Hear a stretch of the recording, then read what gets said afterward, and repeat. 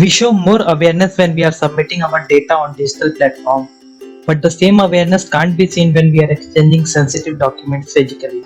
For example, most of us visit photocopy shop to take copies of documents including our ID card, Aadhaar card, banking documents, statements, tax document, college mark sheet, and other sensitive information. We freely hand over our most important document to shop owners without thinking twice about the consequences. But the fact is, in this modern technology, printers and photocopy machines are getting advanced, integrated with the capability to store scanned information.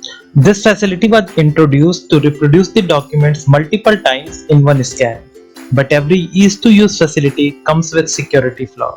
Probably the owner of your corner shop is not as intelligent as Mark Zuckerberg that he can use your data to generate high revenue, but he can definitely sell your data for cheap price. Now you know how the call center, credit card dealers, scammers got your contact information.